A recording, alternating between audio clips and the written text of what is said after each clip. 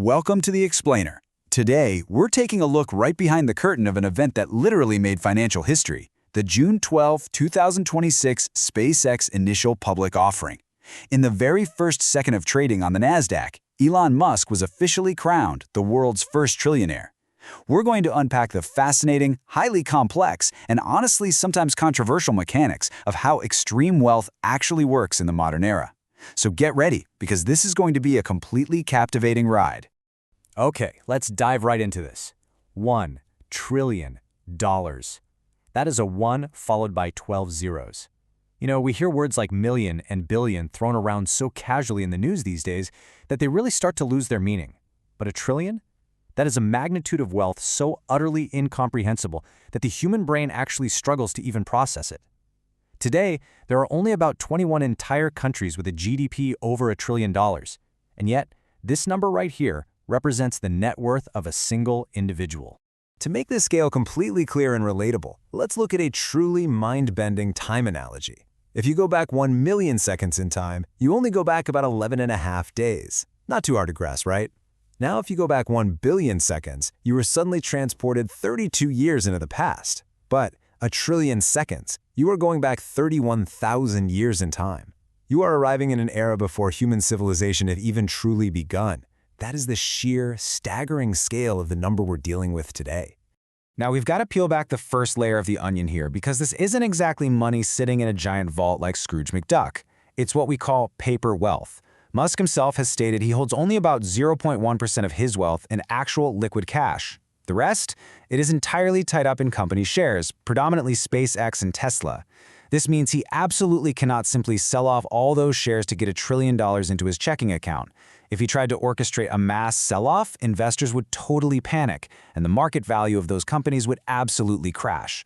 So it's wealth that exists, in many ways, just as a number on a screen.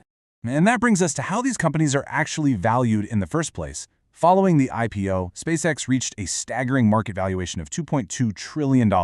But according to the research firm Morningstar, the actual value estimate of SpaceX, based on its tangible assets and real operations, is much closer to $780 billion. That is a massive gap between the market hype and the actual estimated value.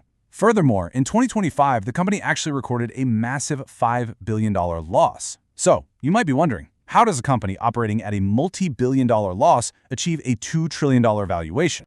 Well now, what's really interesting about this slide is how perfectly the discrepancy is explained by two famous market theories from economist Burton Malkiel. On one hand, we have the firm foundation theory. This is your traditional investing, where a company's shares are valued based on strict fundamentals, how much revenue it generates, and how much profit it actually makes. But on the flip side, we have the castles in the air theory.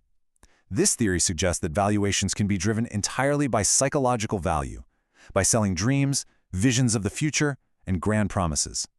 And a very compelling argument can be made that SpaceX's valuation is basically a masterclass in building castles in the air.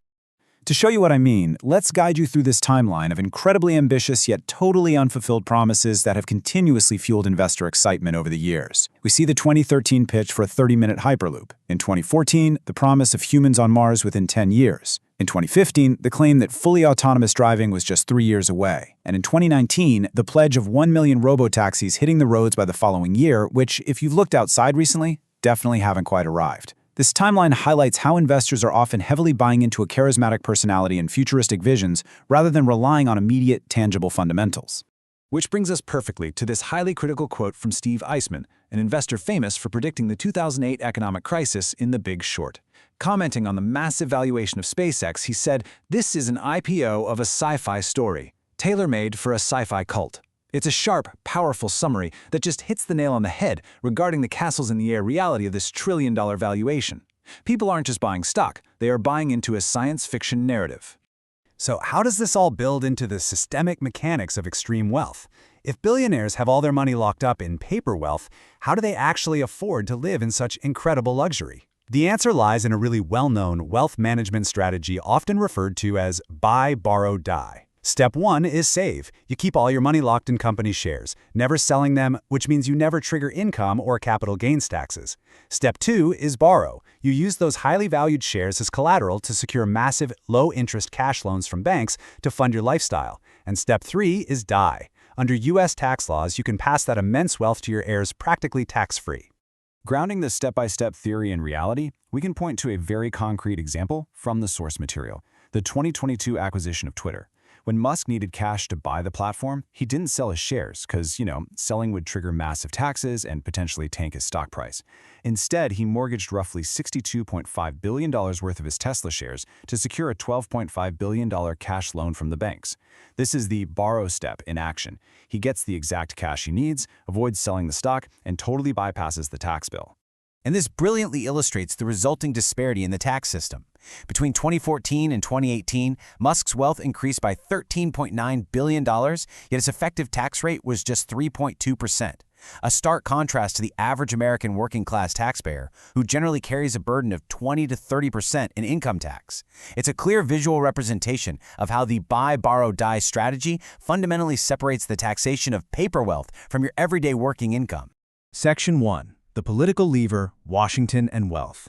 Now, as we explore the claims regarding the deep ties between massive paper wealth and intense political lobbying, specifically focusing on relationships with the Trump administration, we start to see how political power can intersect with financial valuations. To understand how this impacts us, the average person, we have to look at a regulatory change known as the fast entry rule on the NASDAQ. Historically, major indexes made new companies wait months or even years before listing them, specifically to protect the retirement and pension funds of average Americans from volatile, unproven stocks. But for the SpaceX IPO, this rule was entirely bypassed, allowing a massive listing in just 15 days. This meant that millions of everyday citizens' savings were automatically poured into this IPO at its absolute peak valuation. The sources point out that following a massive $290 million campaign donation, a broader pattern of regulatory favors seemingly emerged. First, the SEC allegedly excused brokers from standard customer protection rules, introducing a massive $70 billion risk to the market for the IPO. Second, the FCC gave Starlink unprecedented control over 10,300 low Earth orbit satellites. Third, 40 previously active federal investigations into his companies were reportedly dropped.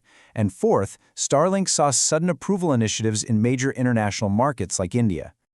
But here's the catch. When paper wealth becomes this closely tied to political relationships, it introduces extreme political volatility. Because this wealth relies so heavily on favorable policies, it is incredibly fragile. During a public dispute between Trump and Musk back in 2025, Tesla's stock price instantly plummeted by 14%. It really just goes to show that a $1 trillion valuation built on castles in the air and political leverage is highly dependent on exactly who holds the levers of power at any given moment.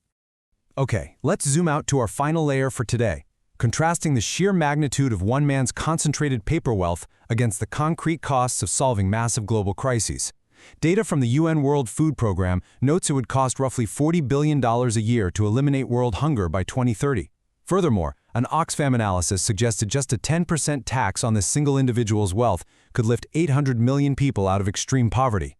And specifically, a $6.6 billion roadmap was provided to save 42 million people from immediate starvation. So, what does this all mean? We are left with a massive, unavoidable question here. If just a mere fraction of a single trillionaire's paper wealth built on future promises, strategic borrowing, and alleged political leveraging, could theoretically solve global hunger, how should we, as a society, balance our highest technological ambitions with our most basic human needs? It's a complex puzzle for sure, and definitely one well worth thinking about.